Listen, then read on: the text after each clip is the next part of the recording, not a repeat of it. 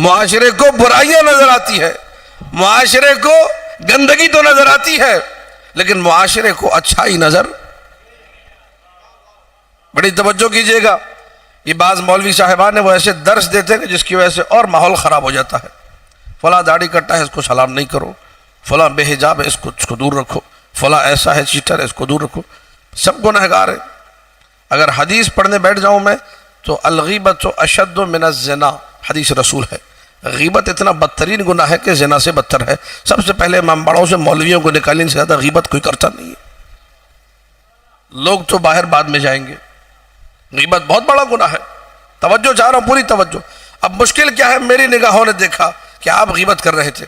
میں نے کہا یہ ہو گئے فاسق. غیبت کرنے والا فاسق کہلاتا ہے.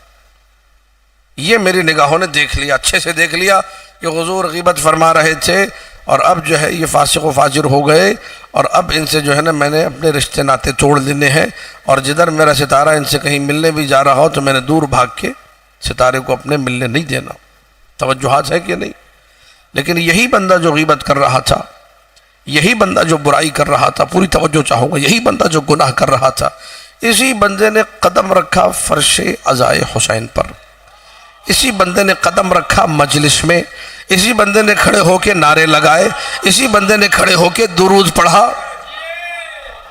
ایک نہیں 150 حدیثیں ہیں جو نام علی زبان پہ جاری کرتا ہے، علی کے فضائل پڑھتا ہے، اللہ اگلے پچھلے سارے گناہ معاف کر دیتا ہے. یہ ہمیں نظر نہیں آتا. یا علی، تمہیں گناہ کرتے ہوئے دکھائی دیا، گناہ بخشواتے ہوئے کیوں دکھائی نہیں دیتا؟ کیونکہ تمہیں فضیلت والی حدیثوں پہ یقین نہیں ہے. اگر یقین ہوتا تم عقیدے کے ساتھ کہتے ٹھیک ہے اس نے باہر روڈ پہ گناہ کیا تھا، جھوٹ بولا تھا، لیکن مجلس میں گیا، علی کے فضائل سنے. نبی نے فرمایا ہے کہ اگر کوئی انسان اپنے کانوں سے علی کے فضائل سن لے تو کانوں سے جتنے گناہ کیے تھے اللہ سارے معاف کر دیتا ہے. اگر نبی کی بات پر یقین ہے تو یقین رکھو کہ مجلس میں بیٹھ کر پاک ہو گیا. بڑی توجہ، بڑی توجہ. لیکن یقین نہیں ہے، سنتے تو ہیں، عقیدہ نہیں ہے. ایک بڑا پیارا سا سوال کیا کسی شخص نے آ کے امیر کائنات سے، اور یہ آج کے معاشرے کا سوال ہے، 2023 کا سوال ہے. سوال کرنے لگا، یہ ہم سب کی کیفیت ہے کیونکہ ہم سب سے بڑا مولائی میں ہوں، باقی آپ سارے مقصر. آپ بھی سب کو یہی کہتے پھریے کہ ہم سے بڑا مولائی کوئی نہیں ہے. ہماری عزاداری ہم حیدرآباد دکن سے لائے تھے، ہم لکھنؤ سے لائے تھے، ہم بہار سے لائے تھے، ہم پتنی سہارنپور سے لائے تھے، ہم کہاں سے لائے تھے. ہمارے گھر میں پنجابی انڈیا والا موجود ہے، ہمارے گھر میں اس تابوت کی لکڑیاں بھی ہیں جو ہم انڈیا سے لے کر آئے تھے. جدی پشتی عزادار ہیں، نجیب الطرفین سید ہیں. ساری تعریفیں اپنے لیے. یہ مقصر ہے، فراڈیا ہے، چیٹر ہے، خبیث ہے، گندا ہے، فلاں ہے، ڈھمکا ہے. یعنی اگر آپ جو ہے اس روش پہ چلنے لگے تو اچھا کوئی نہیں ہے معاشرے میں، سارے ہی گندے. پوری توجہ. اب جب میں نے سمجھ لیا کہ مجھ سے اچھا کوئی نہیں، میں صرف محبت پڑھ رہا ہوں. امیر کی محبت کی قدر کیجئے خدا را، میرا موضوع ہی محبت ہے. مجھ سے اچھا کوئی نہیں، سب سے بہترین میں ہوں. آپ کے 4-5 کیس میں نے چن کے رکھے ہوئے، وہ لسٹ میرے پاس تیار رہتی ہے ہمدم غیبتیں کرنے کے لیے، برائیاں کرنے کے لیے.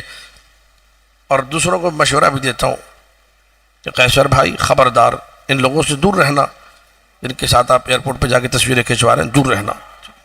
ٹھیک، مثال کے طور پہ محبت ہے ہماری قیصر بھائی سے، اس لیے عرض کیا. ٹھیک ہے جانی. اب قیصر بھائی بولیں گے کیوں میں بیٹھ جاؤں گا برائیاں کرنے، حالانکہ وہ اچھے لوگ ہیں.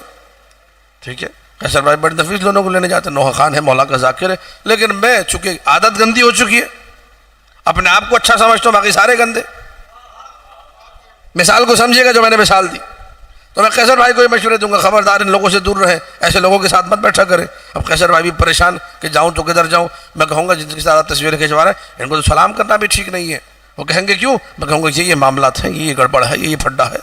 توجہ، ایک بندے کی توجہ. کسی نے آ کے سرکار امیر سے یہ ساری سچویشن بیان کر کے سوال کیا. سوال کیا ہے؟ توجہ. سوال کیا ہے؟ ایک بندے کی توجہ، آخری بندے کی توجہ اس عجیب و غریب سوال پر. یا علی، کیا امت کے گنہگاروں کو سلام کر سکتے ہیں؟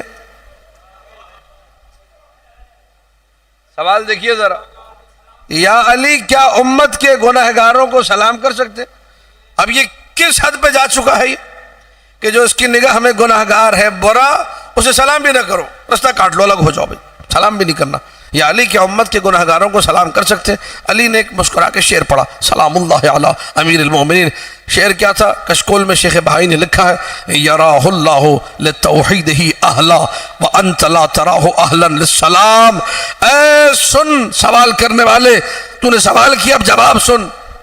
اللہ نے اسے اتنا قابل سمجھا، اپنی توحید اس کے سینے میں رکھی، نبی کی نبوت اس کے سینے میں رکھی، میری ولایت اس کے دل میں رکھی، تو اپنے سلام کا اہل بھی نہیں سمجھتا ہے۔ بڑی توجہ، بڑی توجہ۔ مولا کا چاہنے والا ہے، مولا سے محبت کرتا ہے۔ میں نے کہا یہ محبت علی دلیل ہے مومن ہونے کی۔ اگر مولا سے محبت کر رہا ہے اس کا مطلب مومن ہے، مولا سے محبت کر رہا ہے اس کا مطلب حلالی بھی ہے، حلال زادہ بھی ہے۔ دو حدیث رسول کے مطابق علامتیں ثابت ہو گئی۔ اب میں آگے سوال کروں کہ جی فلاں چیٹنگ کی وجہ سے، فلاں میرے پیسے نہیں دیے تھے اس وجہ سے ان کو سلام جائز ہے کہ نہیں؟ اللہ نے اصول دین کے لیے قابل سمجھا ہے، اہل سمجھا۔ تم اپنے سلام کا اہل نہیں سمجھتے ہو، کون؟ تمہاری حیثیت کیا ہے؟ تم بھول چکے ہو کہ اصل اور اساس محبت علی ابن ابی طالب ہے۔ اگر اس امیر کی محبت کو نکال دیا جائے تو دین میں بچتا اساس عقیدہ ہے، اصل عقیدہ ہے، لوگوں نے اسی کو بھلا دیا۔ اور تمام وہ چیزیں جو فروع دین کا حصہ تھی، ہاں فضیلت والی تھی، ان سے بھی معاملات بہتر ہوتے ہیں، ان سے بھی مشکلات رفع ہوتی ہیں، لیکن ان کو اساس بنا دینا یہ سب سے فحش غلطی ہے۔